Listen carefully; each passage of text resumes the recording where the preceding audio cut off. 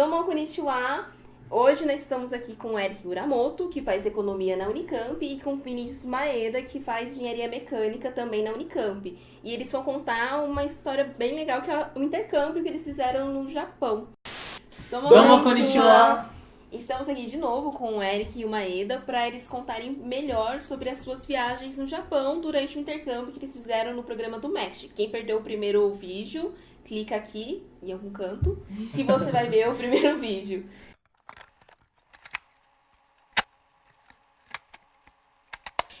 E quais outras viagens vocês fizeram? Que vocês viajaram muito, né? Pra quais outros lugares vocês foram? A melhor e pior decisão que eu tomei na minha vida. Brincadeira, né? É que, assim, a história vai um pouco antes. É que eu tenho tios meus morando lá na província, lá na cidade de Nagoya, né? E aí eu tinha ido visitar eles, isso já no último ano nosso de intercâmbio, né? No primeiro semestre de 2015, né? Eu tinha ido visitá-los, aí eles falaram, mas é que tava frio, né? Então, tenta vir mais perto do verão, que a gente vai pra praia, né? Então... E aí ele falou, se der pra vocês virem de novo, né? Se quiser, traz um amigo, assim. Legal, Sou legal. Eu me candidatei, na Vai verdade. pensando em várias possibilidades, menos o Eric. Tem Menos aí- o Eric, sobrou só ele. Aí, né? Bom, não vem o critério de decisão, não vem ao caso, mas...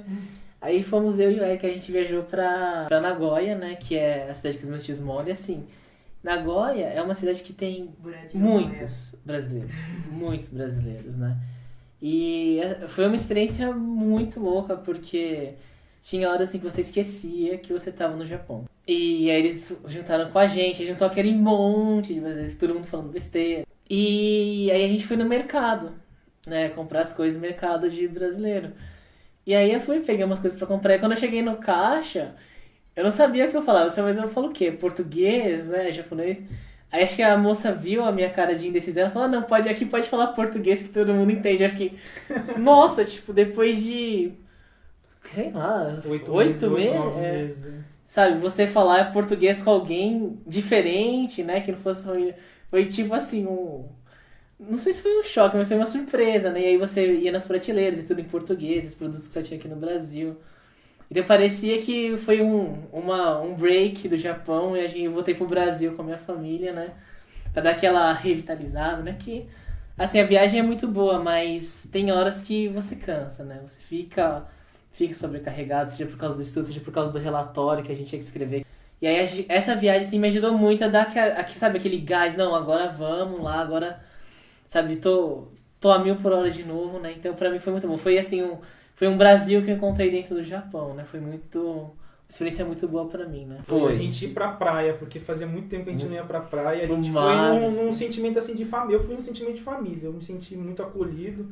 E até foi gostoso, porque quando eu vou na praia aqui no Brasil, a gente, como é Nikkei, a gente leva um onigirizinho, uma carninha na praia, pra fazer a farofada, né?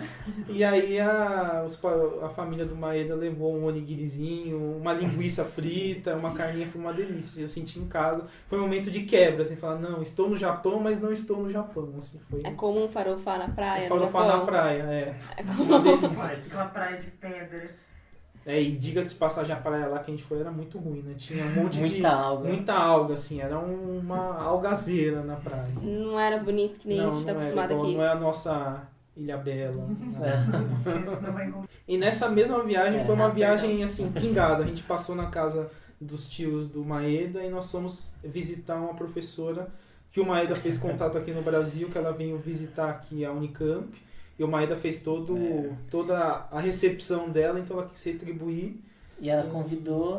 foi a mesma coisa, ela me convidou pra ir, Maeda-san, vem aqui pra cidade de Gifu, né? Fica bem ao norte de Nagoya, bem perto. Mas tem um porém dessa viagem. Dessa viagem eu fui de babão, porque eu tive que cuidar do filho dela. Esse foi um detalhe que não estava programado. Pra mim, foi Maeda falou, não, a gente vai conhecer a professora, a gente vai conhecer ela no meio acadêmico, professora e tal. E me aparece um pirraio de 8 anos. Eric, vamos brincar. Achei, mas era tão bonitinho, parecia um irmãozinho deles andando de mão dada. Ele até, depois no final do dia, ele já tá até pegando na minha mão e puxando. É. Eric, vamos, Eric, vamos. Era tão bonitinho. E aí você foi pingando, foi de Nagoya pra Gifu, você foi pra mais algum lugar? E nessa história com o menininho, a gente tem um ponto positivo para ressaltar do Japão, que é como o serviço no Japão, como eles valorizam o consumidor, né? Uma coisa que a gente cliente. voltou pro Brasil e a gente levou um choque, falou, nossa, como que a gente É maltratado. maltratado em relação e como o Japão vê o serviço, como é que eles veem os consumidores. A gente estava chegando perto de um restaurante, era um restaurante de classe média, um restaurante médio, médio alto, assim. E aí o menininho, o grande pirralho, estava brincando com insetos. É um O japonês grilo desse tamanho. pequeno geralmente tem o costume de caçar insetos. E ele queria estar caçando um inseto. Ele não queria entrar no restaurante porque ele queria pegar o maldito do grilo. Ele queria levar o grilo pra dentro do Dentro do restaurante. restaurante, obviamente não pode dá, entrar né? com nada dentro, né? E aí o cara que estava trabalhando no restaurante viu essa situação e pensou, né? Se a gente pegar o grilo, talvez eles entrem no restaurante e jantem, né? Não deu outra, a gente entrou, o menino esperneou que queria o grilo, a mãe deu uns tapas nele e falou, não, vamos entrar, você não vai pegar grilo nenhum. A gente entrou, ele sentou com cara emburrado aqui, não queria comer, mas morrendo de fome, só emburrado. O rapaz que trabalhava trabalhava no restaurante trouxe o grilo dentro de um copo plástico tampado e o menino abriu um sorriso até aqui em cima e jantou. E ele abriu um sorriso até aqui e mandou ver na batata frita e na carne. Pra vocês verem como que eles veem o consumidor e como que é, né? Temos fotos muito boas na viagem, né? Diga-se de passagem. Você dormindo no ônibus, babando, tirando foto lá no que não devia, né? Eu não sei do que você tá falando. Tirando foto das Próximo pessoas ponto, por favor. E pra onde mais vocês foram de interessante assim? Vocês foram conhecer Kyoto? Então, Kyoto foi engraçado porque o Maeda foi antes, né? O Maeda chegou no Japão, ele foi rever os amigos dele lá da faculdade, enfim, que vieram aqui pro intercâmbio que eu não conheci. Eu fui para Kyoto pelo passeio da faculdade. Eu passei em Kyoto 5 dias em Kyoto, 5 dias em Kyoto. Conheci vários lugares lá.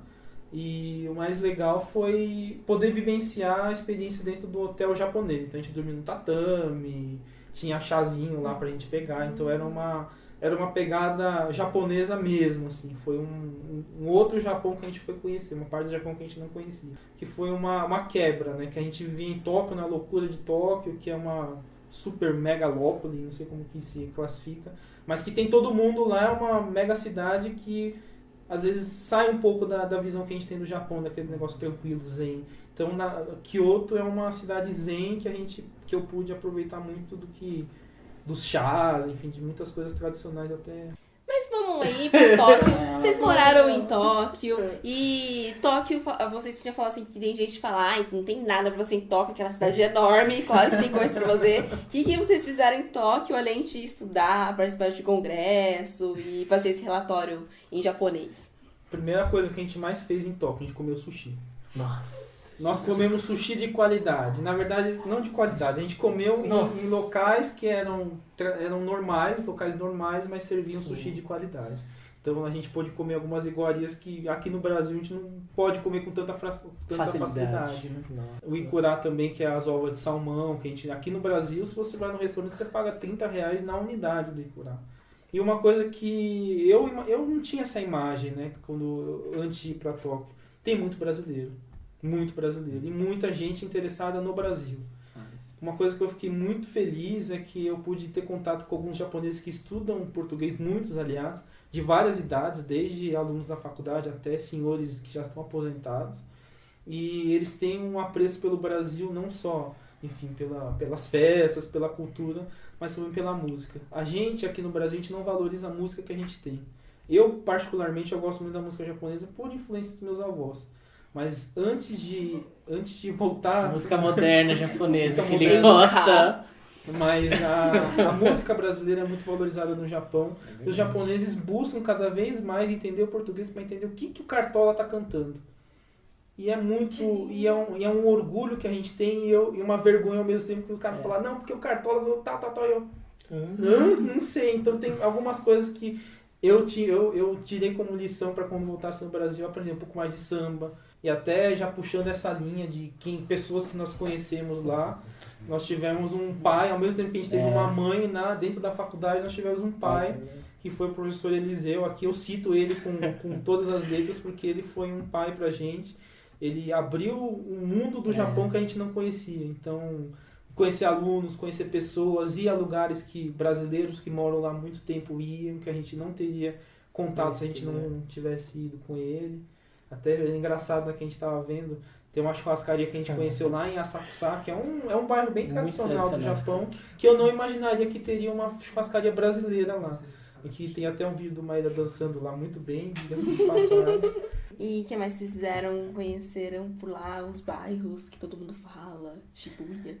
Os clássicos não tinha como não ir, né? Shinjuku, coração comercial de Primeira passeio. É verdade, fez, a né? gente chegou no Japão no... Acho que era sexta-feira, meia-noite, virando sábado. Aí a gente dormiu. No dia seguinte a gente acordou e falou, não, vamos pra Shinjuku, vamos. E aí a gente já saiu passeando, pegamos trem lá, a gente não sabia direito pra onde estava indo. A gente demorou quase 1 hora pra chegar lá a primeira vez, porque a gente pegou meio que o trem errado, né? Meio que trem errado. Não, é que assim, né? ele chegou onde a gente queria, só que ele demorou muito tempo. Depois a gente descobriu que tem outro trem que a gente pega que você chega em 20 minutos. O Japão tem vários sistemas de trem. Então tem o trem que leva você de uma ponta a outra em 20 minutos. E outro que O demora trem 1 que hora. para em algumas regiões que são portas para fazer baldeação. E o trem que vai pingando um por um. E a gente não sabia disso. A gente pegou qualquer um que ia em direção a Shinjuku. E E aí? nisso a gente perdeu 50 minutos para chegar, sendo que poderia ter chegado em 20 minutos.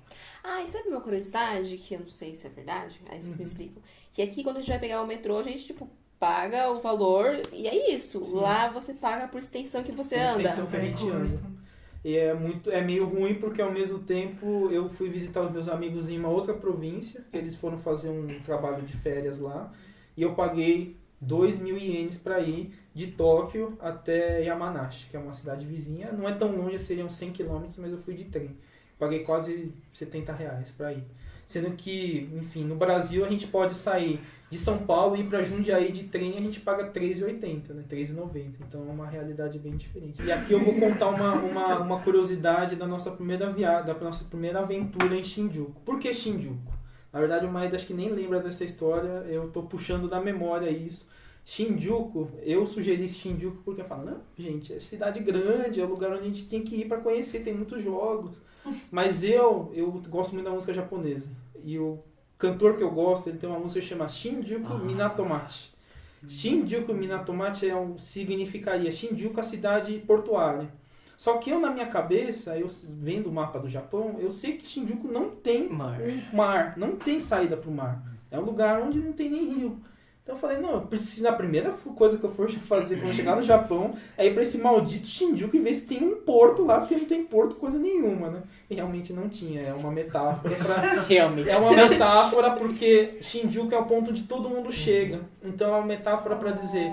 Todas as pessoas de qualquer lugar do Japão chegam em Shinjuku, é o porto onde as pessoas chegam. E nós brincamos também de Mario Kart da Real, né? Porque a gente jogou os Nintendos da vida quando era pequeno, mas a gente foi no... Como é que chama aquele negócio? Não é fliperama, no arcade, né? Que você senta em volante, né? Você literalmente dirige o kart, Muito em Shibuya, né? Porque a gente ia... A gente fazia compra e também tem até uma história engraçada aqui de novo. O cantor que eu gosto da mesma música, ele mora em Shibuya. E eu Você vi tá guiando o cantor? Só pra Sim, saber. exatamente isso. E mais ou menos os grandes famosos moram em Shibuya. Né? E aí eu falei, Maeda, você topa aí comigo achar a casa do cantor que eu gosto? Ele falou, vamos. Não tem o que fazer, a gente foi. A gente foi caçando, a gente foi tentar caçar. Eu sabia pela localização que eu vi num programa de TV lá, que tinha uma localização certa lá perto do consulado da Mongólia, que ele morava. Então a gente tentou achar o consulado da Mongólia e a gente foi rodando nas ruas pra ver se achava a casa, porque eu vi uma foto mais ou menos. Quem é o cantor? Ele chama Mori Shinichi. É um cantor... Ele é tipo um Roberto Carlos. Ele é bem velhão, assim. Mas eu não sei porquê. Eu comecei a ouvir música japonesa. Ele tinha uma voz estranha, uma voz rouca. E aí eu me deparei e gostei da música dele. Sempre ouço. E foi meio que um pretexto para eu voltar a estudar japonês. Então eu entendi o que ele cantava. E aí foi indo. Foi até uma forma de eu voltar a estudar japonês. E essa foi mais uma das histórias do Eric e do Maeda. Se vocês têm mais dúvidas, querem fazer outras perguntas de curiosidade que eles fizeram, só vocês comentarem aqui. E é isso, curte o vídeo, apresenta pros amigos de vocês. E até a próxima. Já né? Já, né? Já, né?